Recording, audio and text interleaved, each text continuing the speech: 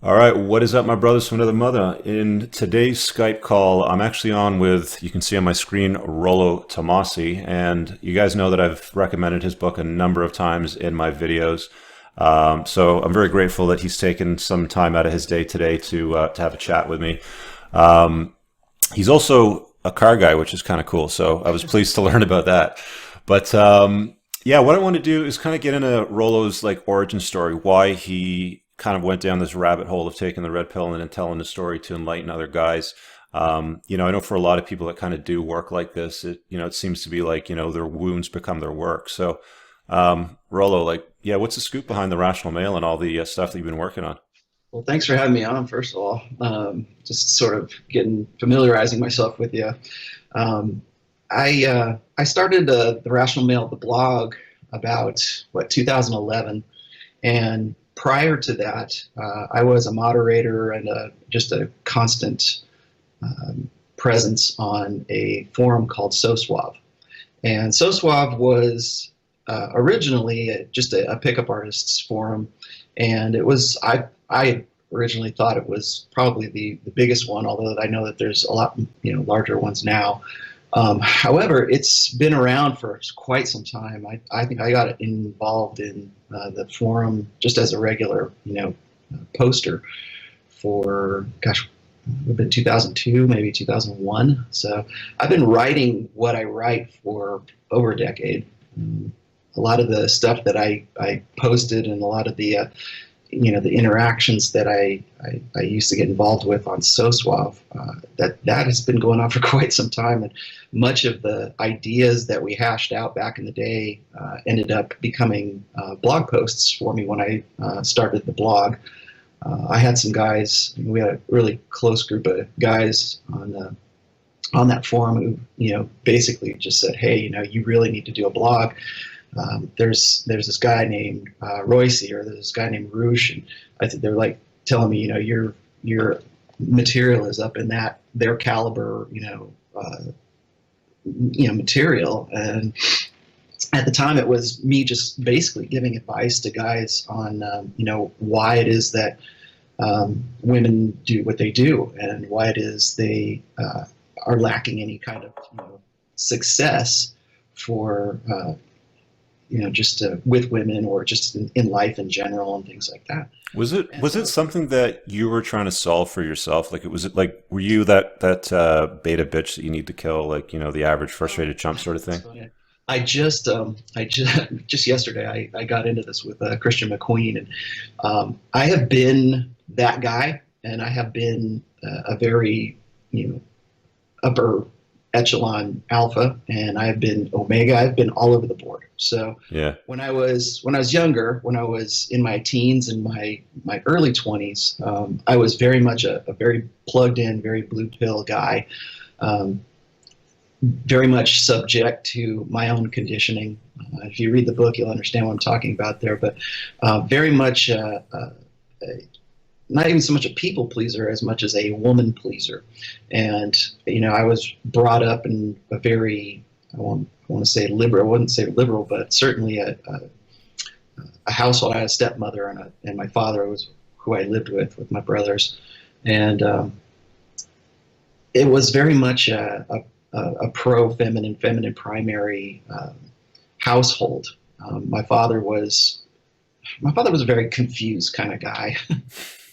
He did everything by the book. He did everything by the old school. He did it like, well, I have a post called the second set of books, and he was a very very much a first set of books kind of guy. Hmm. And so he was one of these guys who believed that everyone was playing by the same set of rules, and that was just how things worked in society. And I was a product of that. Right. So very much so in my teenage years, I was very much beta, very much blue pill. And when I finally, did get laid, and I finally did get a girlfriend at, the tender age of 17, I thought that was it. I thought, oh man, this is great. I'm going to marry my high school sweetheart or whatever. And I didn't really realize just how twisted that relationship was at the time. Right. Looking back on, I'm 49 now, so looking back on that, it's just kind of like, especially with the hindsight I have from my schooling and everything else that's happened. But back then, yeah, very much so, and that ended up very, very bad. I made a lot of mistakes. A lot of people think that Rollo Tomassi gets everything right, but I very much got everything wrong, and I'm a product of getting a lot wrong. Mm-hmm. So after that kind of flamed out, I decided that I wanted to really put more emphasis on myself, and I got into. I mean, we're talking about the late '80s right now, and I'm originally from Pasadena, California, mm-hmm. and I was a semi-professional musician at the time, and so a lot of the stuff I did was at that time of my life, between the ages of about 19 and 24. I was playing in bands, and I was, just in the Hollywood music scene for a while. And that was when I was really more alpha than I'd ever been in my life, because at that point I just simply didn't give a shit anymore. Mm-hmm. And I was like, I'm going to just, I'm going to have sex with the girls that I've always wanted to have sex with. Amazing things happen when you don't give a shit anymore, huh? Yeah. Well, I didn't realize it at the time. I do now, but I had basically decided to put myself first and not worry about what anyone else was thinking about me. And I was enjoying myself. And the first time I got laid with a swimsuit model, I thought I had made it big. I thought, oh man, this is the best thing I've ever done, Mm-hmm. And my game at the time, such as it was really based on social proof and pre-selection, and a lot of things that a lot of terms that you'll hear in my book, as well as in the pickup artist community. But remember, there is no game now. We're only talking about the late '80s, early '90s, and I always say that the '90s were really the apex of feminism and the apex of a feminine primary society. But I had no idea that I was involved in that at the time. I was just happy to be getting laid and happy to have the attention, and I certainly wasn't into it for the money. Sorry. That's all right. I wasn't into it for the money, but I didn't really need to, because a lot of what I was doing at the time, my living situation was paid for. If I ever wanted to, I had so many women, at that time, that a lot of my needs were provided for at that time. Mm-hmm. And here I was, probably as far as money was concerned, I was making nothing. I had a little one-bedroom apartment or one-bedroom studio in North Hollywood, and I would have, I was double shifting it at the time. I had women coming over to me, for the first time in my life. I wasn't having to chase women at that time. I was having them chase me, and I thought that was really good.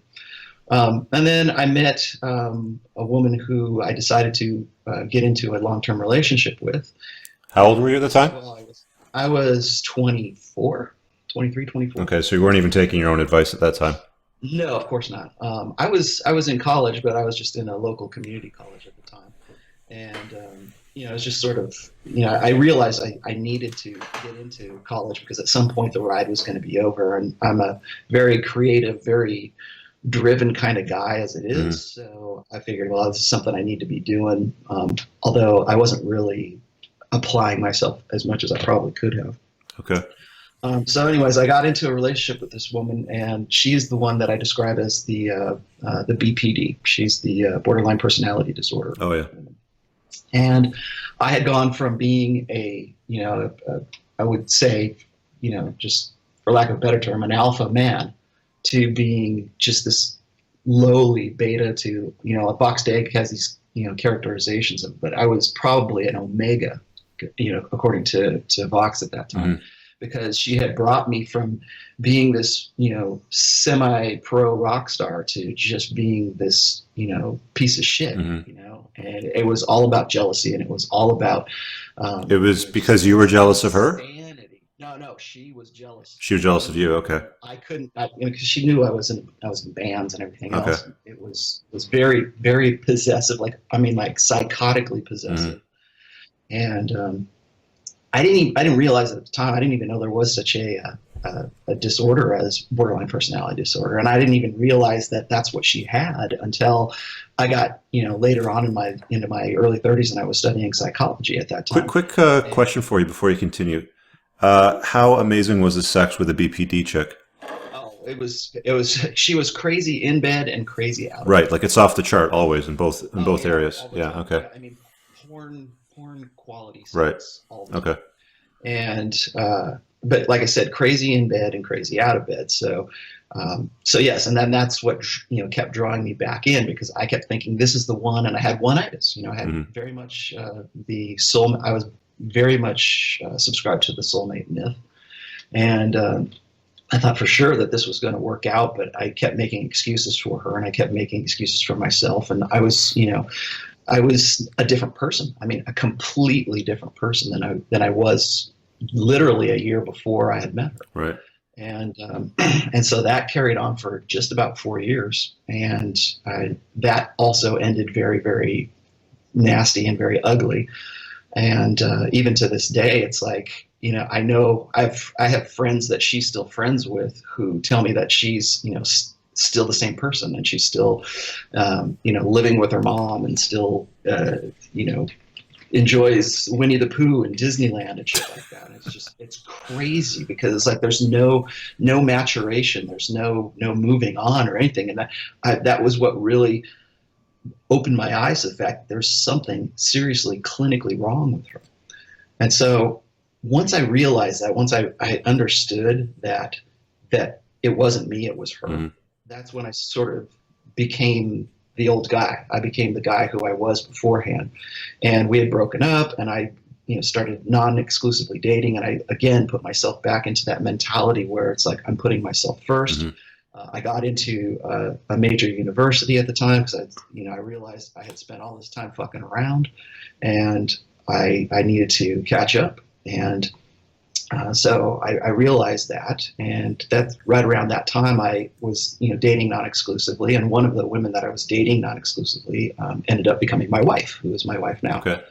And and I think that the reason that we have such a good, I've been married for, it'll be 21 years in July. So I think the key to that success of that was me going red pill, and me adopting myself once again as what I call my mental point of origin. And I thought about myself first and made my decisions for myself first. And the woman who became my wife understood that. And in fact, she demanded that. She needed a guy who was going to actually be a man. And she didn't subscribe. She was the first person I'd ever known who didn't subscribe to this very equalist, men and women are Hmm. equal, egalitarian. She was brought up by a very strong alpha father and expected me to, step into that To be role. the man. And Right.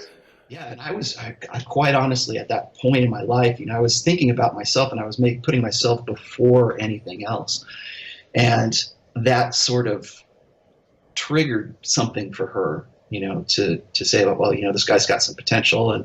And I'd never lived with a woman before in my life, but she, wanted to live with Okay, me. so I kind of want to talk about that for a bit now that you've touched on it, because I'm guessing a lot of people that are listening to this right now are probably thinking the same thing. So Rollo Tomassi's putting a priority on himself, his life. He's spinning plates.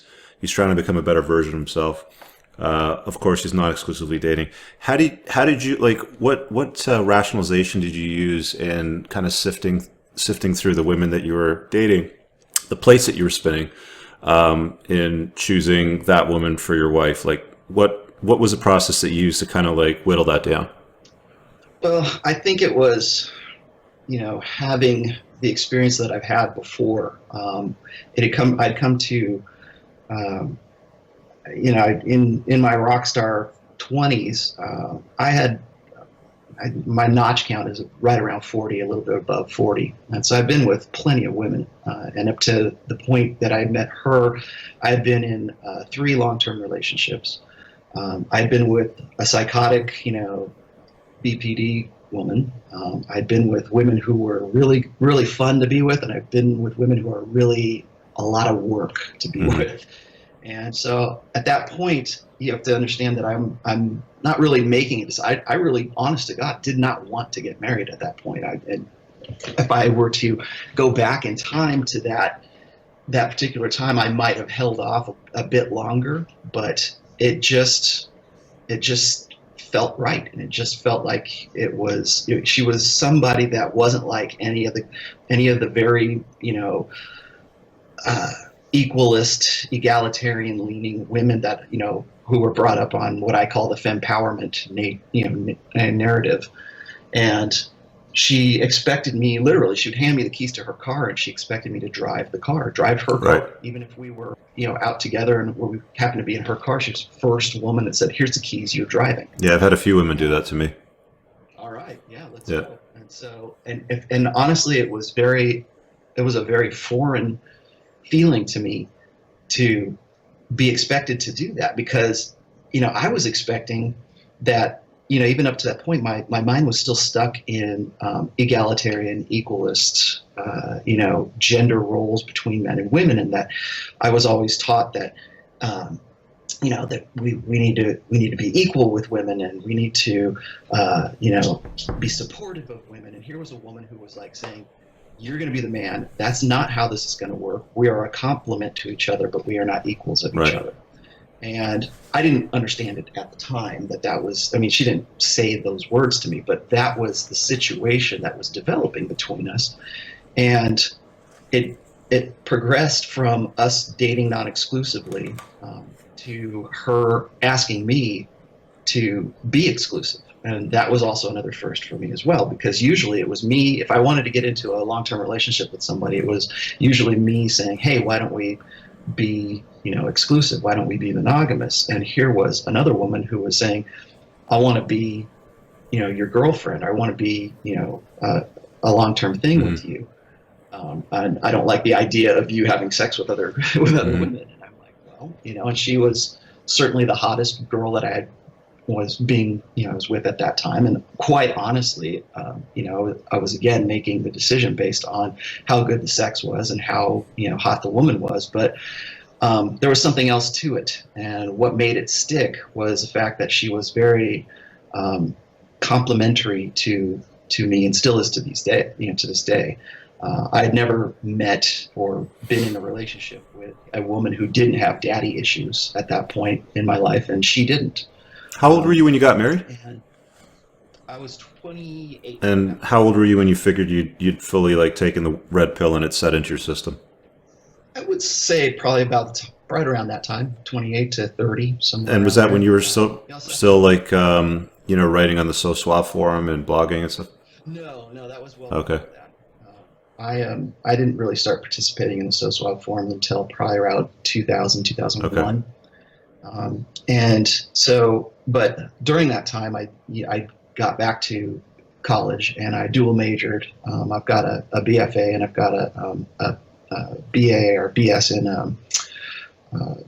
in behavioral psychology. So I decided to double major, and the reason that I double majored was because I was reading stuff on So Suave, and I was getting into just the dynamics, but intersexual dynamics at that time, and I knew that I wasn't really ever going to, at the time I didn't think I would ever make any money off of being a psychologist, but I was just that fascinated by it that I wanted to get into it. And I started getting into peer counseling, and usually it was with men at that time. And a lot of that filtered over into my writings later on, dealing with men who were older than myself, who were very just crushed in life by a mindset, like a beta mindset, or what I call the blue pill mindset, where they were just plugged in to again, the same shit that I was, egalitarian equalism, between the genders, rather than complementarity between the genders. Let me ask you this question. I had a conversation the other day with Paul Elam from An Ear for Men. Do you know who he is? Yes. So I've got a video that's coming out. It'll probably come up before this one, so my audience would have already seen it. But he made an interesting statement which kind of smacked me between the eyes, and he said, he didn't think that men could have genuine mental health without fully taking and digesting the red pill. What do you think about that? Well, I think Paul Elam talking about the red pill is sort of a bit of hypocritical right now. I'm not a really big fan of Paul, to be honest with you. I think that him adopting anything, any reference or any term called the red pill is a little bit self-serving on his part. Simply because I've listened to his to his podcast, and I've listened to enough of his, his writing, I guess, or I've experienced enough of Paul to know where he's at in life. And one of the problems that I have with MRAs right now is that they still subscribe almost wholesale to equalitarianism or equalism. And the reason I say that is because a lot of their approach to intersexual dynamics is based on a very feminist perspective. They really seem to me to be guys who want to become more perfected feminists. They believe the lie that feminism and that the feminist imperative, what I call the feminine imperative, they honestly believe that there can be equality between men and women. In fact, if you have listened to I think the interview between him and Roosh, he says as much, because he goes off and says, talks about his own relationships and how he tries to play as equally as he possibly can with the woman that he's with. And I'm like, well, that right there is sort of a statement of mindset. I don't believe in that. I believe in complementarity between the sexes, but I do not believe in equality, because equality implies equal usage, and I don't believe in a blank slate. And I don't think Paul probably either believes in a blank slate, but I think he may have actually updated his belief system since that interview, because my understanding of him after that statement was guys can't genuinely function really well in a modern society without understanding things like gynocentrism and hypergamy, depending on how you want to pronounce it. I know that I get criticized for the way that I pronounce it anyway. I always get I call it hypergamy, but everybody thinks it's hypergamy. So yeah, tomato. But like, what do you think about that statement in general? Like, can guys function in today's modern society without having red pill awareness? In a sane way, healthy? Well, I think that anything can become normal. Okay, so when like I said, through the 90s and even up to the early 2000s, before we had the connectivity that we have right now in the manosphere. I think, you can function. A lot of people do. I'm a firm believer in the 80-20 rule that 80% of guys are mostly beta, blue pill, plugged in guys who are going through life without any awareness of gynocentrism or the feminine imperative or the game that they are a part of. They simply have no idea. They're plugged in. And that's why we say that they're plugged in and they're blue pill and they're beta. I think is it possible? Sure. I know plenty of very successful men who I would say are abject betas with their wives, who are very much blue pill in their beliefs, who are, successfully going but through those life. Are also the same guys that usually get taken to the cleaners in a divorce or end up, suffering from one-itis or, are crying and unable to sleep for weeks, maybe even months after, their girlfriend breaks up with them and monkey branch over to their brother or something. Yeah, well, but again, we're talking about are you able to function? Yeah, you can function. How are you going to function, and what risks are you putting yourself? What are you putting yourself at risks at? And I think that you're going to live a fuller life if you're aware of what's really going on around you. I mean, that's why I wrote the books, because it took for the longest time, everybody kept asking me, what was your red pill moment? When did you become red pill aware? For me, it was really sort of a gradual process. But I had read a book back even when I was with the BPD girl. I read this book by Warren Farrell called Why Men Are the Way They Are. And that was, if I had a red pill moment, that was my red pill moment, although I didn't realize it at that time because there was no red pill. There was no internet, back then. Did you read the Myth of Male Power? Yes, I read Warren Farrell's. Okay. Warren Farrell, but again, that sort of goes back to what we were just talking about. Is Warren is a very enlightened guy, but he is still what I would very much call blue pill and very much plugged in, because he it's astounding to me, because it's like you have this great knowledge, you have this great awareness, but you haven't made the jump because you still believe that men and women are blank slate equals. And you want to increase the equality between the sexes. And in my perspective, there can't be any equality between the sexes, because we're completely different. We have different strengths. We have different strengths, and we have different weaknesses. And when we are together, depending on the couple, one person's feminine strengths makes up for one guy's masculine weaknesses, and vice versa. And I really think that we evolved into these gender roles, and it's very unnatural for us to expect anything like egalitarian equalism. And when I look at the movement for it was first, it was men's rights activism, and then it became men's human rights activism, because that became a little bit more equal, and it ended up becoming they decided they wanted to ally themselves with feminists who weren't really feminists, but they were anti-feminists, who were basically women who were just as much feminists as anybody else, but they hated the other feminists so much that it became an ideological struggle. And I think, I think one of the reasons for maybe Paul has changed his tune, I don't know, but I can remember times where Paul was very much anti-red pill, or anti pickup artists, or anti-game, because it offended his sense of an idealized equalism between the sexes. And so when the red pill is a term that benefits a voice for men, they're happy to adopt that. I don't know if you've seen the documentary. Yeah, I saw it a couple weeks ago. But it was when it first came out, and Cassie J was trying to get funding for it. Remember, she couldn't get funding to even finish the movie at the time, until she made an appeal to the Manosphere, who then, Mike Cernovich came in and funded it, and Milo Yiannopoulos got behind it, and suddenly she's got 3 times the amount of money she needs to fund it. And I told guys back then, when on Twitter, it was over a year ago, I said, you guys be careful of this, because this is what's going to happen. This is what happens with A Voice for Men and their feminist allies, is it will end up becoming about the woman and her solipsistic nature, and it will be nothing about the MRAs.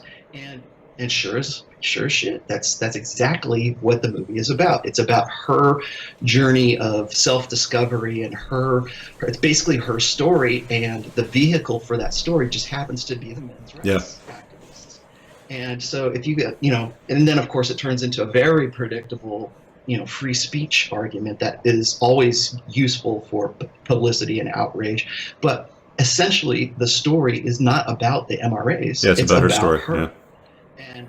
And once again, these guys got themselves into a fix, because they still believe, and even now, when they're, I think that a lot of what they're doing is very honorable and very noble for them to go and say, we want to change legislation, and we want to make sure that guys in divorces aren't getting raked over the coals, and they're trying to actually make a change from a top-down point of view. My perspective is a bottom-up point of view. My perspective is to change men and to change people's minds about just what we were talking about a minute ago, like becoming aware of what's going on. Maybe that's a good thing, where he's saying men can't function in a society that keeps men ignorant. Well, that's great. My choice, or my approach to that, is to change men on an individual level. And if I can do that with a book or 2 or 3, then that's always been my purpose up to this. Yeah, I totally agree with you. I mean, that's basically what I'm doing with my YouTube channel, is helping people, especially men, become a better version of themselves. So they, I make mistakes so you don't have to, and here's been my experiences, and this is what I've learned.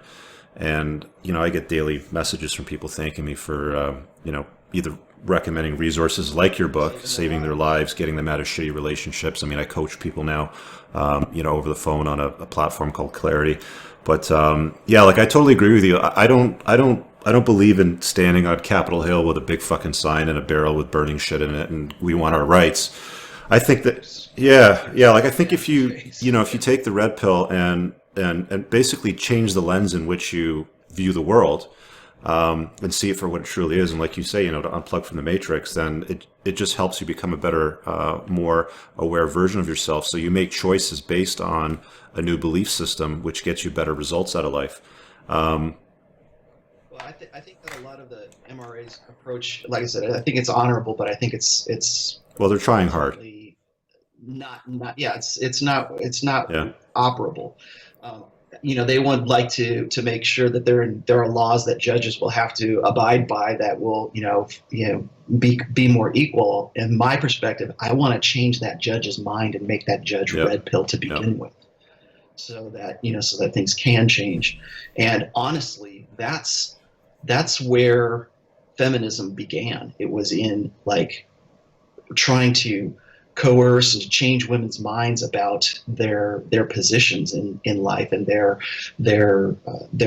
gender roles. And that's why we're in the mess we're in right now. That's why we have like 21 different definitions of gender, and we've got boys as little as 4 years old being chemically treated to be little girls. Pick your pronoun. And that all started with a bottom-up approach where it filtered into academia, it filtered into it filtered into Disney movies, it filtered into popular culture, it filtered into and it started from the bottom up, and that's why we're in the position that we're in.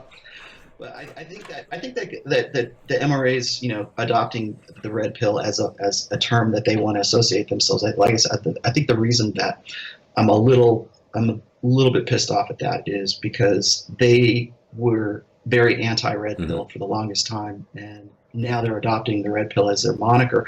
And I will tell you right now that the first time that there is some sort of incident like an Elliot Rodgers incident, they'll be the first ones to disavow the red pill. They'll say that's not red pill. That's not what we're about. That's what these other guys are about. And they'll be happy to throw everyone else under the bus. Well, I think it's a very searchable term. I think that once you acknowledge that a term is more searchable than the one that you've been using, then you kind of adopt it. Like I run a business that basically, the keyword term would be debt negotiation, but what people search for is debt consolidation. So all you do is you substitute, a word out, and then your traffic increases. What I wanted to spend some time on during this call, though, was some more stuff from your own experience, and if it's anything that you might be working on in the future. But if you can talk about some of the best tips that you've learned from your own experience and from talking to the guys that they can adopt, which will help them live a better life to just become a better version of themselves. I mean, what would you start off with if you had to pick one thing? Well, I'm not a motivational speaker. I'm not here's a 12-step guy. I'm not the guy that goes. I have the closest I come to that are the iron rules of Tomassi, and I think that if there is some sort of prescription, I would certainly say that those are prescriptive rules or prescriptive laws that are in the book. The number one law, of course, is frame, and I think that the reason I made that the number one rule is because that is so much that it's applicable in so many situations for men that it's one thing. It's very easy to understand frame in an interpersonal. Did you order the rules by order of importance? So rule number one you figure is the most important? Oh yeah. Okay, so can you just kind of explain frame for? It doesn't necessarily mean that. It doesn't necessarily mean that 9 should be read. Is less important, because I think that they're in order of importance the way that I would categorize them. But I think that there are certain rules that guys need to learn in those that might be more applicable to their particular situation. Can you explain frame, like kind of, distill it a tiny bit for somebody that hasn't read the book?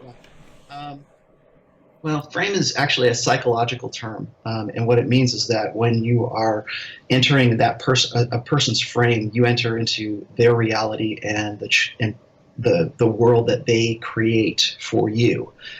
When you're a kid, it's easy to understand. When you're a kid, when you're a child, you are in the frame of whatever parent is your primary parent, or maybe that's both of your parents.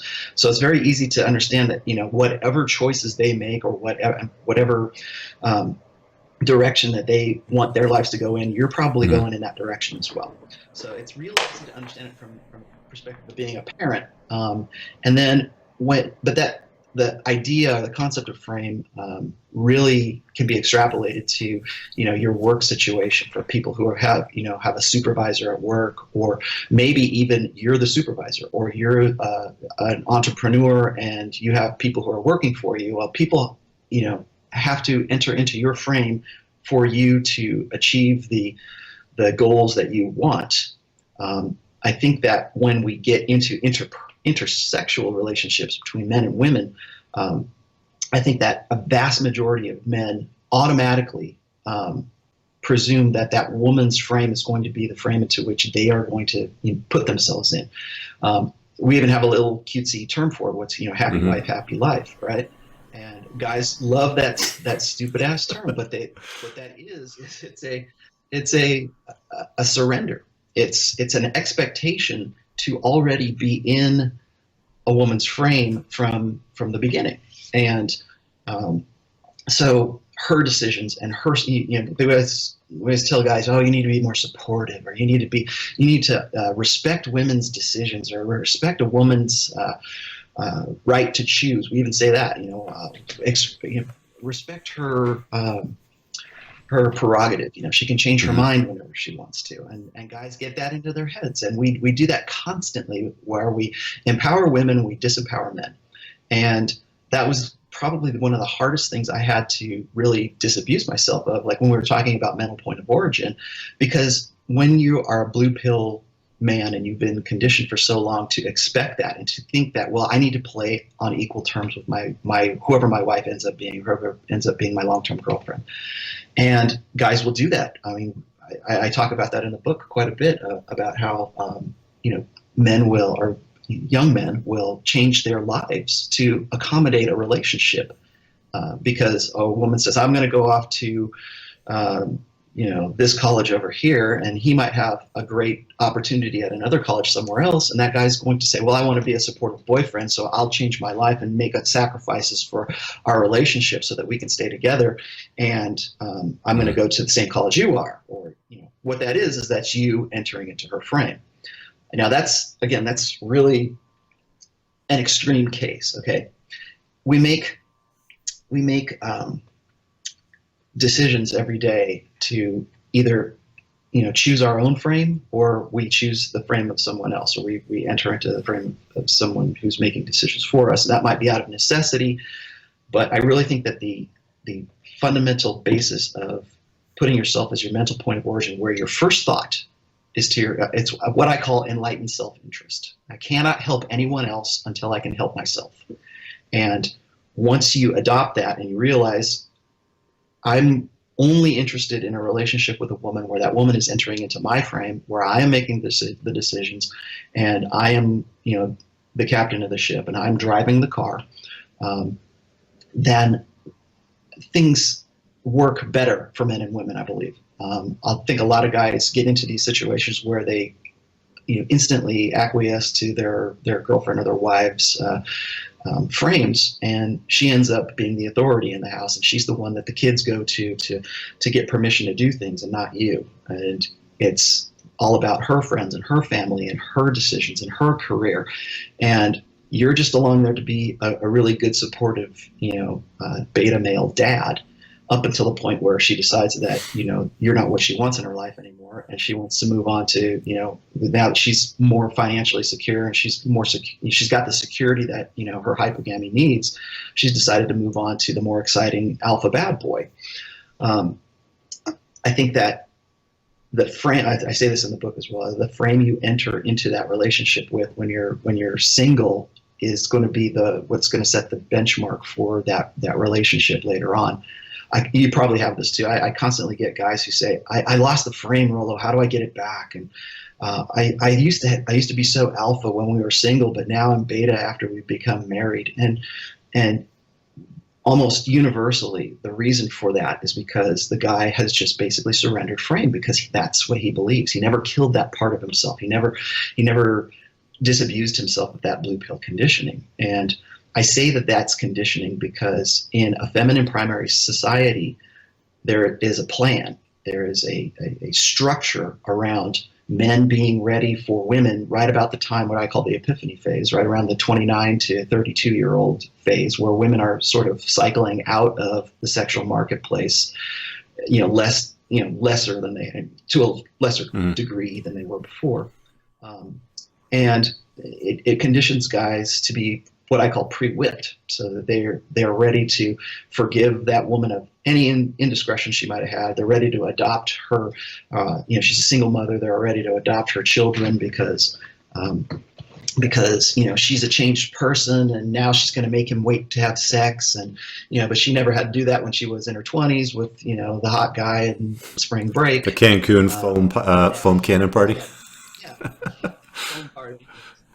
And so now you've got several generations of guys who are pre-ready or preconditioned to be that good supportive beta guy right there, and they're ready to play equal. They're ready to. They still believe in equalism, and I think really if there's anything that defines the blue pill, it's a belief in egalitarian equalism.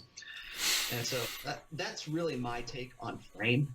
And then, like I said, there are a million different variations of that, and lesser and greater degrees of that. But I think that at the heart of all frame, a man needs to insist on his own frame, and he needs to insist on being his own. And I don't know, I kind of want to comment on that, but it could go on for a while. It blows me away that guys can basically just turn it it almost seems like we waver back and forth. Like you can be alpha, and then all of a sudden you can turn into a beta bitch. Like things just change, throughout the course of a relationship. As things change and where you are, and if you've married, and if you've had kids or not.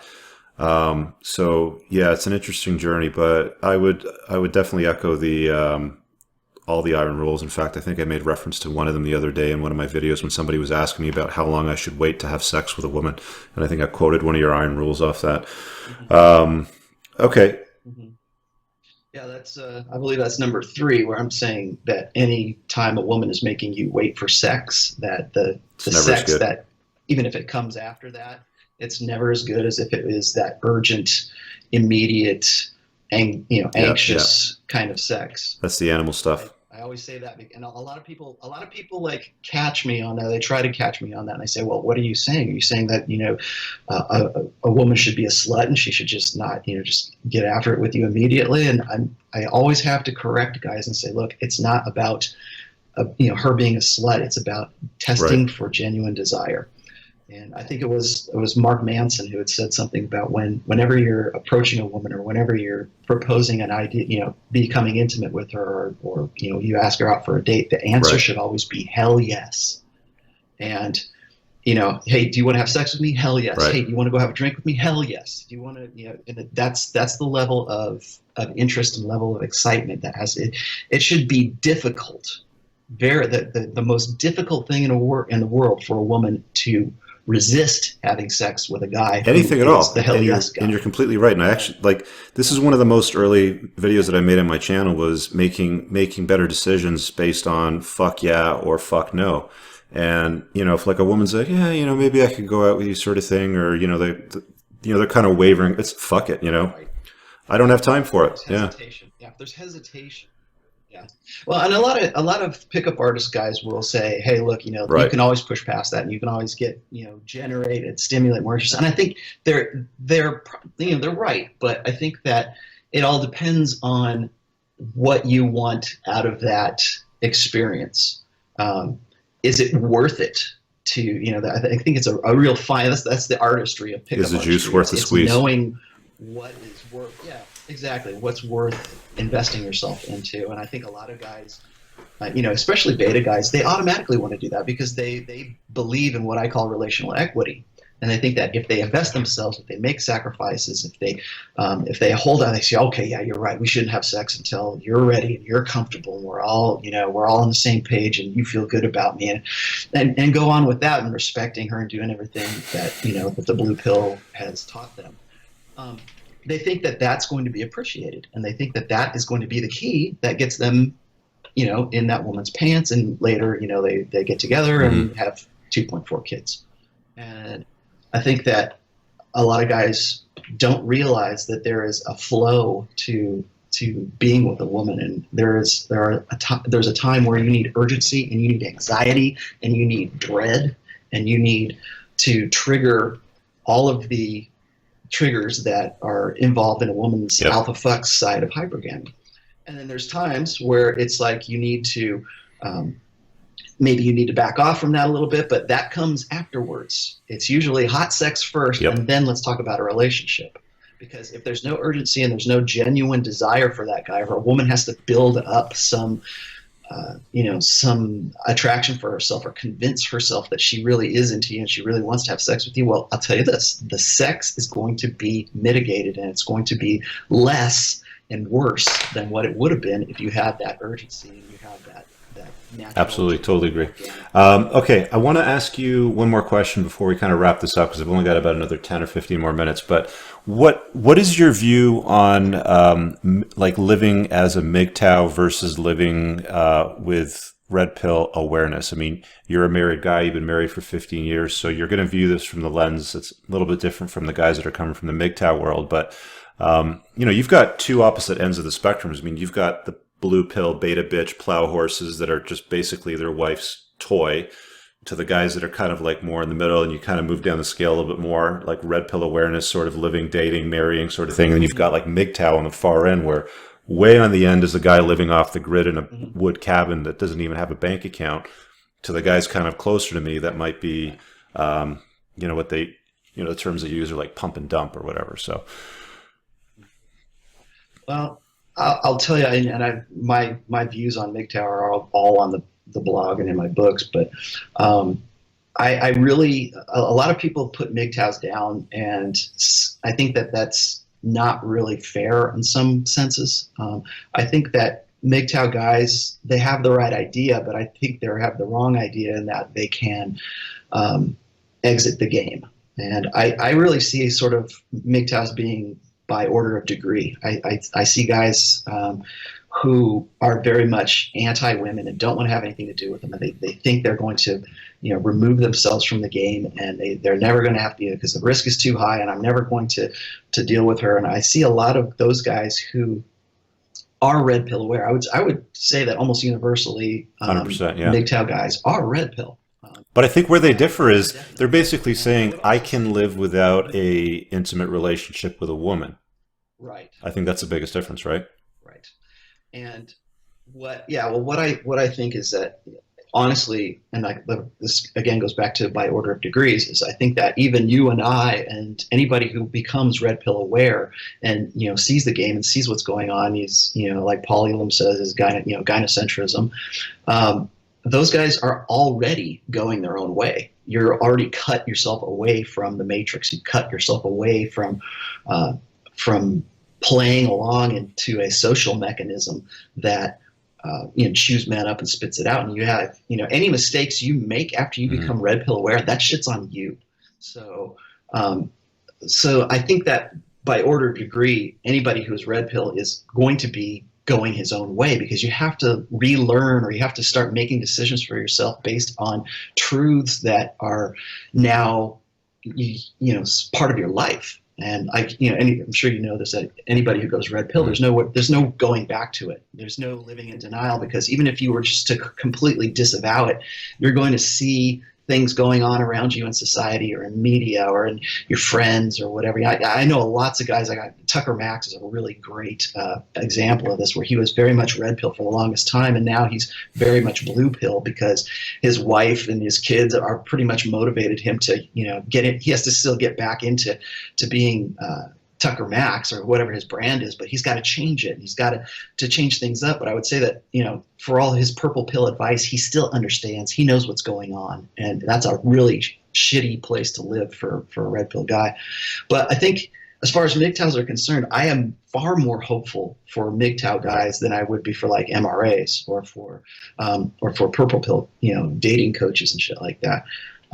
Because they have the awareness, and they have the motivation, and they have the mental point of origin. Because if you're going your own way, I can't think of anything that puts yourself as number one than saying, hey, I'm not going to do anything for anybody. And I think that a lot of hardline MGTOWs are usually the guys who become red pill aware, and they never really leave the nihilism phase. They believe that they're never going to be they're never going to be attractive. They're never going to be the guy that's going to get the girl. They're never going to be the guy that's, alpha, and all these girls want, they have all the security in the world that they need. So really, what's left? They want to have alpha lovers all the time, and those guys don't see them at themselves as being that alpha lover guy.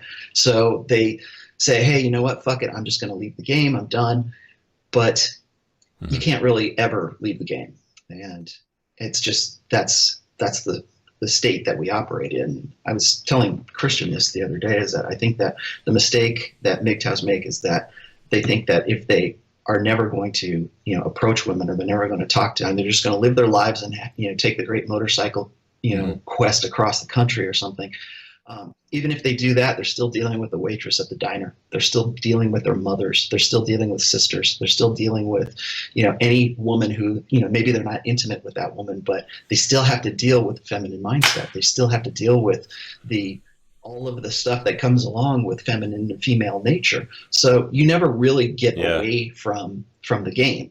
You can choose not to play it, and that's up to you. But I would say that, it's a lot easier to accept that and accept your reality, and then build up a new reality for yourself, and include women in that, and include, I always say that women should never be the focus of a man's life. They should only be a complement to a man's life. And I think that sort of evades MGTOWs, or, they just can't wrap their heads around that. And so it's usually just they want to, get themselves out of it. And I understand that. I really do. I understand the motivation for that. And I really think that maybe for some guys, going what's called monk mode and just, be going MGTOW for a little while, but coming back to, dating and seeing women as not necessarily threats, or not necessarily as, a puzzle to solve, but, just allow things to happen for them. And I think that a lot of guys, when they get into red pill awareness, they don't understand that just their awareness and just their expectations, and just, when you put on what I call the red pill lens, and you see what's going on around you, your behaviors change and your mannerisms change, and you don't even realize it's happening, because a lot of it happens on the, the subconscious level, where your body language is different, and your outlook on life is different, and a lot of what changes in you becomes what are attraction cues for women. And so you might not even be trying to approach women, but you're more attracted to women because you have yourself as, your mental point of origin, and women go, hey, what's going on with this guy? Why aren't my tricks working on him? Why is, and you become the mystery that they want to unravel, and they want to solve.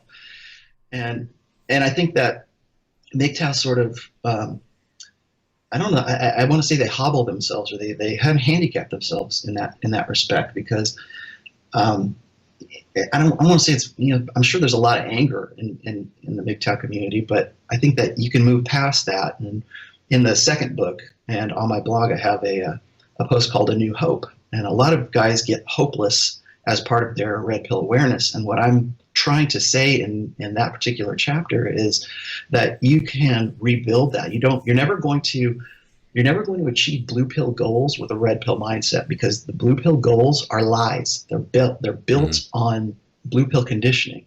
And so all of this Disney, one-itis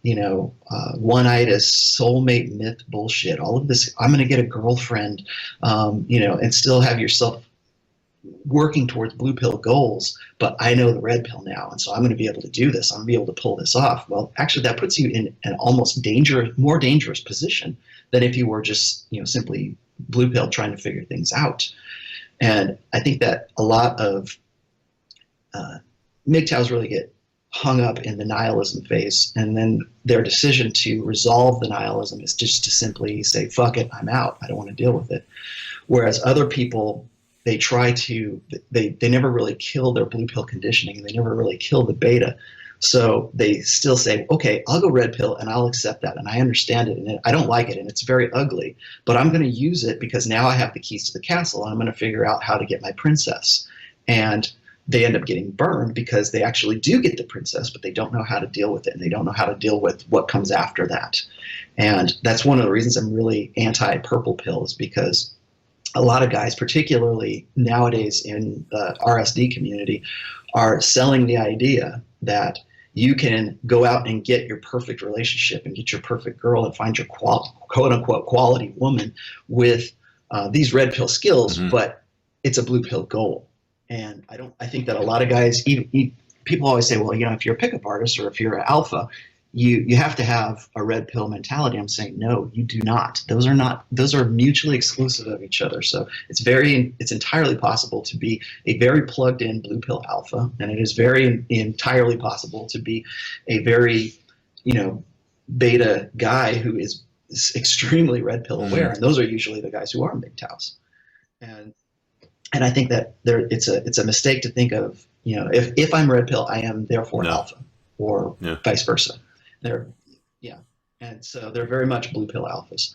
And I think that I have a post, and it's also a chapter in the book called Dream Girls and Children with Dynamite. And what my point in that chapter is to tell guys that, yes, you can use these skills and use this awareness to improve your life and to get your dream girl. But the problem is you will get your dream girl and you won't know what to do once that happens, or you will be put into a worse position because you're not red pill aware, and because you haven't killed the beta, and because you still, pine after blue pill romantic ideas. And guys get to that point, like I said, they get nihilistic because they don't understand that they can create new goals for themselves. They can create new ideals for themselves based on it's red pill awareness. Like it's the same version of the guy that started up a business, got real successful, made a shit ton of money, bought $1 million Pagani, turned off the traction control, and then wiped out within the first 50 kilometers on a highway, and takes out a house and a tree and a couple of people while he's driving because he's a fucking idiot. He doesn't even know how to drive. It's the same thing with guys, right? You can have the red pill awareness, but it's like, how do you manage it now that you're engaged with the woman? Like, what are the steps after that? PUA is just, it's like you said in the book, it's like giving dynamite to kids sometimes. But I totally agree with what you're saying. It's a very interesting dynamic. Well, and I think that, and this really sort of ties it up here, is that I think that game is very important, but game is really a tool set, and it's tools you need to experiment with. And I see red pill as red pill awareness, and red pill praxology really is what it is.